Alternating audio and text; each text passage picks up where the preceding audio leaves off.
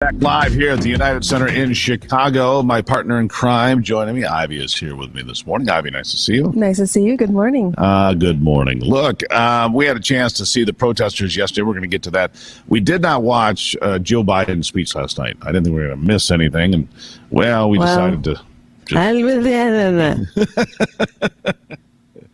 What's that, Joe? Yeah. That's what we missed, Steve. That's what we missed. Well, in fact, we have a little something for the folks.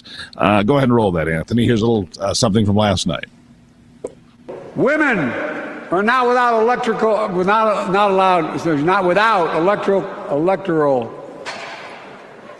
or political power. No kidding.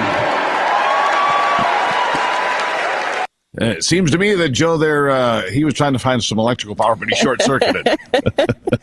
Oh, I do feel kind of badly for him. But, the other thing that he did, I don't know if you saw, that was just one clip. There was a lot of them where he says there's like 1,000 trillion billionaires. Something like that, yeah. Yeah, and anyway, it's not unusual for him to have these flaws, but it is really terrible. So they put him out to pasture. He gets completely lost. Yeah. And actually, I think it was Van Jones who had said, Biden is great at giving eulogies. He gave his own last night.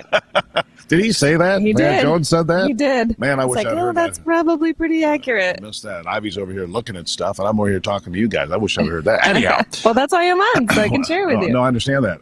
And he did. So Joe Biden has been, I think he's in California for the next week on vacation. Mm-hmm. Look, here's the thing, though. All kidding aside, who's running the damn place? I mean, who's running the country? It's frightening when you're witnessing this. Any type of situation comes up, or just every day getting up and going to work as being the president of the United States. Yeah, it's scary, and really, quite frankly, they should have him step aside. They should have him out of the way. Yeah. And as frightening as that is, because then Kamala Harris would be president of the United States for a moment. But I've said for a long time she could end up being the 47th, and Donald Trump could be the 48th president. Now, it's a long time until Election Day. We were out on the streets yesterday. A lot of people concerned about our safety because we were right in the heart of the demonstrations that were going on yesterday. And you can catch this. You go look at videos on Twitter and elsewhere of Ivy right down in the middle of this. I'm in front of the camera. She's running the camera, which is, we work pretty good as a team. These people hate everybody equally. I see they've got Dump Kamala signs now. Dump Kamala 24, the Cornell West folks. But they hate Donald Trump. They hate Kamala Harris. They hate Joe Biden. A lot of the pro-Palestinian folks out there. Mm-hmm. I think they hate America. Absolutely, they hate America. I think I had read that there are 190 groups protesting from all different sorts of organizations. Oh. But when you go down there, you can see them.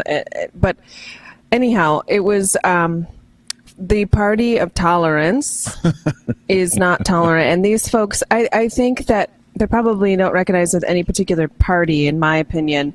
They just like to cause trouble, but and they have the right to protest. Absolutely. Sure but I had seen signs like from the river to the sea, which we all know what that means. Yeah. I saw LGBTQ for Palestine, which right. The doesn't irony there. Sense, yeah. It's like you might stand for them, people, but they don't stand for you. Yeah. So, but what really surprised me yesterday is we didn't see this happen, but apparently not long after we saw that thousands of people go through, right. They busted through the security I would say tens of thousands of people. And we caught the end of it. We kept the end of the march.